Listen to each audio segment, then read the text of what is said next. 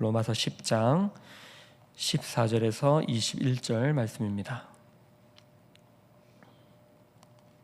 함께 봉독하도록 하겠습니다. 그런즉 그들이 믿지 아니하는 이를 어찌 부르리요? 듣지도 못한 이를 어찌 믿으리요? 전파하는 자가 없이 어찌 들으리요? 보내심을 받지 아니하였으면 어찌 전파하리요? 기록된 바 아름답도다 좋은 소식을 전하는 자들의 발이여 함과 같으니라. 그러나 그들이 다 복음을 순종하지 아니하였도다. 이사야가 이르되 주여 우리가 전한 것을 누가 믿었나이까 하였으니 그러므로 믿음은 들음에서 나며 들음은 그리스도의 말씀으로 말미암느니라. 그러나 내가 말하노니 그들이 듣지 아니하였느냐? 그렇지 아니하니 그 소리가 온 땅에 퍼졌고 그 말씀이 땅 끝까지 이르렀도다 하였느니라. 그러나 내가 말하노니 이스라엘이 알지 못하였느냐? 먼저 모세가 이르되 내가 백성 아닌 자로서 너희를 시기하게 하며 미련한 백성으로서 너희를 노엽게 하리라 하였고, 이사야는 매우 담대하여 내가 나를 찾지 않은 자들에게 찾은 바 되고 내게 묻지 않은 자들에게 나타났노라 말하였고, 이스라엘에 대하여 이르되 순종하지 아니하고 거슬러 말하는 백성에게 내가 종일 내 손을 벌렸노라 하였느니라. 아멘. 계속해서 로마서의 말씀을 살펴보고 있습니다. 우리는 로마서 말씀 중에 지금 9장부터 11장의 말씀, 이스라엘의 구원에 대한 해당하는 부분들을 쭉 살펴보고 있습니다. 이 말씀을 살펴보면서 우리가 기억해야 될 것은 단순하게 어떤 일들이 일어나고 어떻게 된다, 이스라엘 백성들은 어떻게 된다라는 식의 예언이라든가 그들의 미래에 대한 상황들을 점치듯이 예언하듯이 그런 식으로 기록된 것이 아니다. 이 말씀은 하나님이 어떤 분이시고 그 하나님께서 이스라엘을 어떻게 대하시고 계시며 앞으로 어떻게 하실 것을 기록하고 있는 것입니다. 그러니 이스라엘의 구원에 대한 이 말씀들은 하나님이 어떤 방식으로 구원을 이루시며 그분께서는 어떤 분이신가를 알게 하는 말씀이라는 것이죠. 9장부터 11장의 말씀, 이 세 장의 말씀은 간단하게 생각해 보면 9장에서는 이스라엘의 과거에 대한 이야기들, 바울의 시점에서 이스라엘의 과거에 대한, 하나님께서 이스라엘을 어떻게 선택하셨고 그들을 어떻게 부르셨는지 그런 이야기들, 그리고 10장에서는 지금 현재 바울이 기록하고 있는 지금 그 당시에 이스라엘은 그렇다면 어떤 상황에 놓여 있는지, 그리고 11장에서 이스라엘이 미래에 어떻게 되는 것인지를 나눠서 기록하고 있는 것입니다. 오늘 우리가 읽은 이 10장의 말씀은 그러니까 지금 이스라엘은 어떤 상황에 놓여 있는가를 풀어서 말하고 있다는 것이죠. 10장에서 들어와서 다시 바울은 똑같이 9장에서 말하는 것처럼 그들 이스라엘이, 내 동족들이 구원받기를 원하고 내가 기도한다. 8장에서 바울은 그리스도의 사랑에서 우리를 누구도 끊을 수 없다라는 것을 말했습니다. 바울은 그러다 그는 동족이 떠오릅니다. 그리스도의 사랑에서 우리를 끊을 수 없으나 그 이스라엘이 그리스도를 지금 거부하고 있는 모습을 보며 과거의 자신이 떠오르고, 그리고 그들을 향하여서 불타는, 애타는 그 심정, 그리스도에게서 끊어질지라도 그들이 돌아오기를 바라는 어떠한 두려움도 그 사랑을 쫓을 수 없는 대속적인 사랑을 바울도 가지게 된 것입니다. 10장이 들어와서도 그 말을 이어서 말하면서 지금 이스라엘이 어떤 상황에 처해 있는지를 말합니다. 이스라엘은 하나님께 열심이 있었습니다. 그 열심은 나쁜 것이 아닙니다. 하지만 그 열심이 하나님을 아는 지식이 아닌 자기 의에 대한 열심이었습니다. 구약 성경의 선지자들이 계속 말씀했듯이 그들은 하나님을 알지 못했습니다. 하나님을 섬긴다라고 말하면서도 그들은 자신들의 요구를 이루기 위해서 하나님을 자신들의 신으로, 다시 말해 우상으로 만들려고 했던 것입니다. 하나님은 거기에 대해서 결코 타협하지 않으십니다. 그들이 원하는 것들을 결코 들어주지 않으십니다. 이스라엘은 그런 식으로 하나님을 믿으려고 했던 것이죠. 그때 바울은 이 이야기들을 모세의 율법을, 신명기의 말씀을 들어서 이야기합니다. 신명기 30장에 있는 이야기를 인용해서 오늘 어제 읽었던 본문의 5절부터에 있는 이야기들을 9절까지를 이야기하는데요. 다시 한번 읽어보도록 하겠습니다.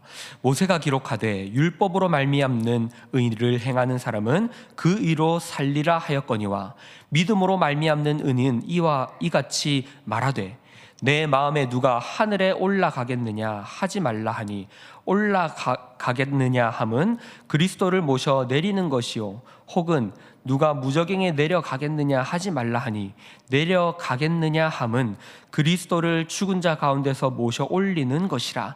그러면 무엇을 말하느냐? 말씀이 내게 가까워 내 입에 있으며 내 마음에 있다 하였으니 곧 우리가 전파하는 믿음의 말씀이라. 이스라엘 백성들은 하나님에 대한 지식이 없고 자기의로 하나님의 뜻을 이루려고 했습니다. 그런데 바울은 다시 이 모세의 말씀을 인용하면서 말합니다. 이것이 무슨 말씀이냐면 신명기 30장에 기록되어 있는 말씀인데, 신명기 30장에서 너희가 순종하면 복을 받고 순종하지 않으면 저주를 받는다. 이 말씀은 바로 너희가 이루는 것이 아니라 그 말씀이 너희에게 가까이 있고 너희 입에 있으며 너희의 마음에 있다라고 모세가 말하였는데, 이 말씀은 바로 예수 그리스도를 통해서 너희가 순종하게 되고 그 말씀을 지키게 된다는 것을 모세가 말하였던 것이다. 이해가 되십니까? 그러니까 모세가 지금 그 율법을 이야기할 때는 이 율법을 너희가 지키면 구원받고 지키지 못하면 저주를 받는 기준으로 제시해서 너희가 행함으로 이것을 지켜서 천국에 가게 되고 하나님의 백성이 되게 된다라는 것을 말하고 있는 것이 아니라, 이 모든 이야기들은 율법의 정신은 하나님을 사랑하게 만들고, 그래서 신명기 30장에서도 그 말씀을 말하고 나서 이 말씀들은 하나님을 사랑하게 하고 하나님을 의지하게 만들고 그 말씀을 청종하게 만든다라고 모세가 말합니다.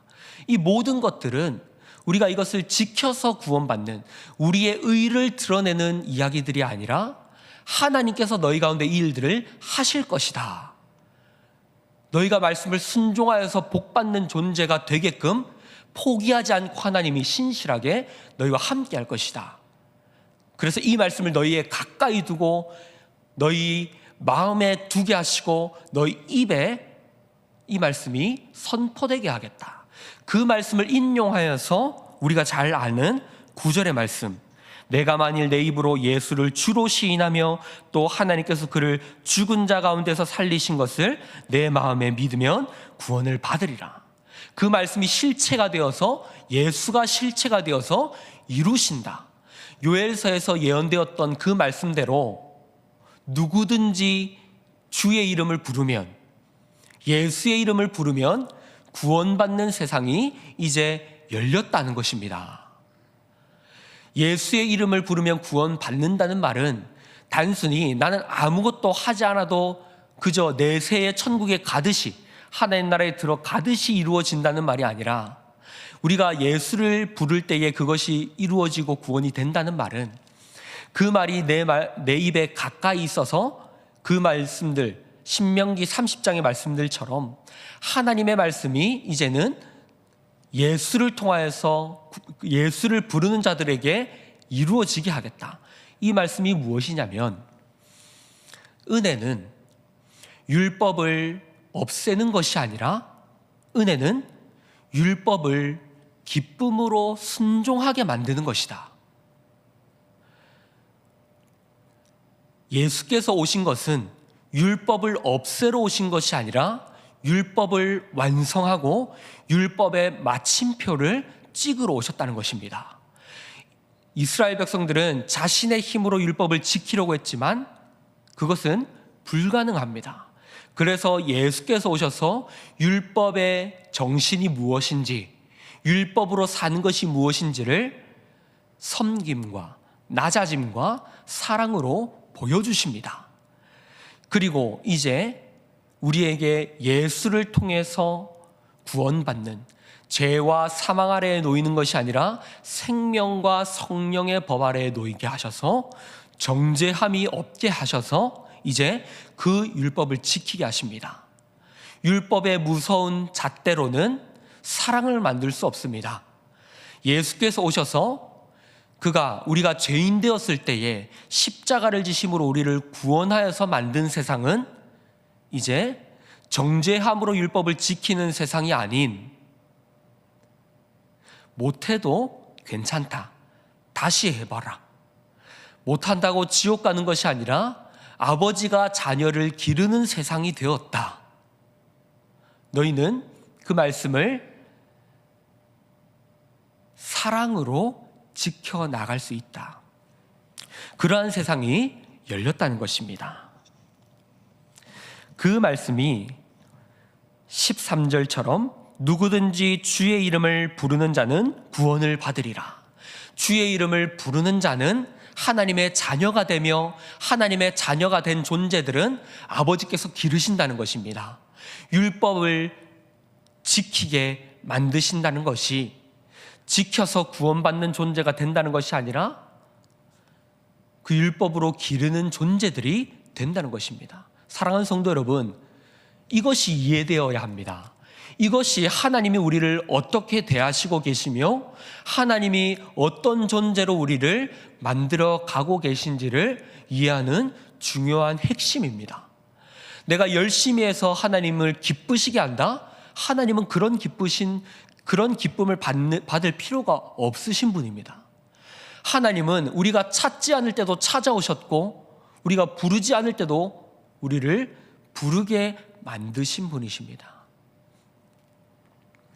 그리고 바울은 이어서 이제 그렇다면 이스라엘 백성들은 어떻게 되는 것인가? 이 복음이 선포되었는데, 그리고 그 복음을 15절의 말씀처럼 아름답도다 좋은 소식을 전하는 자들의 발이여 함과 같으니라. 이제 이 복음, 예수가 그 복음을 완성하셨고 이 복음을 전하는 자들을 통해서 복음이 선포되었습니다. 그러나 16절, 그러나 그들이 다 복음에 순종하지 아니하였도다. 예수께서 그 일을 이루셨으나 그들이 그것을 거절합니다. 그때 이사야의 말씀을 인용해서 이렇게 말합니다. 주여, 우리가 전한 것을 누가 믿었나이까? 믿지 않았다는 것이죠. 복음이 선포되지만 이사야에서 예언된 것처럼 이미 그 일들은 예언되었습니다. 그러나 그런 것처럼 그들은 그 복음이 선포될 때 믿지 않았습니다. 그러면 그들은 어떻게 되는 것입니까? 믿지 않았으니 끝난 것입니까? 그렇지 않습니다. 이어서 말합니다. 믿음은 들음에서 나며 들음은 그리스도의 말씀으로 말미암느니라. 믿음은 들음에서 나고 들음은 그리스도의 말씀으로 말미암는다. 그들이 들었으나 거절했다고 말하는데 들으면 믿음이 생기고 그 말씀은 그리스도의 말씀이라고 말합니다. 무슨 말입니까? 계속 말합니다. 시편 19편의 말씀을 인용해서 이렇게 말합니다. 그러나 내가 말하노니 그들이 듣지 아니하였느냐? 그렇지 아니하니 그 소리가 온 땅에 퍼졌고 그 말씀이 땅 끝까지 이르렀도다. 그 말씀이 땅 끝까지 퍼졌다. 그 말씀이 온 땅에 퍼졌다. 그러니 이스라엘이 듣지 않는 그 일들은 어떻게 됩니까? 그들이 거절하였더니 이방을 통하여서 그 말씀이 땅 끝까지 퍼지는 일로 사용됩니다. 그들의 거절이 오히려 이방을 구원하는 복음의 문으로 활짝 열려서 이방으로 그 복음이 향하게 됩니다. 그러나 이 이스라엘이 알지 못하게 된 것은 모세를 통해서 기록된 신명기 32장에서 기록된 말씀, 모세를 통해서 이 말씀들이 미리 이야기되고 예언되었었는데 19절에서 이렇게 말합니다. 모세가 이르되 내가 백성 아닌 자로서 너희를 시기하게 하며 미련한 백성으로서 너희를 노엽게 하리라. 지금 이 일들이 일어나고 있는 것은, 이방의 구원이 일어나고 있는 것은 백성 아닌 자로서 이스라엘을 시기하게 하며 미련한 백성으로서 너희를 노엽게 하여서 이스라엘이 장차 돌아오게 하기 위한 일이다. 이방인들이 구원받는 일들이 충만하게 일어나서 이스라엘이 그 모습을 보며 시기하게 하기 위하여 이 일들을 하나님이 허락하신다라는 것입니다. 그리고 이사야는 매우 담대하게 20절에서 담대하게 이렇게 말합니다. 내가 나를 찾지 않은 자들에게 찾은 바 되고 내게 묻지 아니하는 자들에게 나타난노라 말하였고 이스라엘에 대하여 이르되 순종하지 아니하고 거슬러 말하는 백성에게 내가 종일 내 손을 벌렸노라 하였느니라. 이스라엘의 상태는, 이스라엘의 상황은 그들이 버림받은 것이 아니며 그들의 거절을 통하여서 이방이 구원받는 역사가 일어나게 하셔서 이스라엘을 시기하게 하는, 그들의 상황을 부끄럽게 만드는 일들을 하나님이 만들고 계시다는 것입니다. 그러면 이스라엘을 버렸냐? 그렇지 않다. 하나님은 그들을 향하여서 여전히 두 팔을 벌려서 종일토록 그들을 기다리고 계신다.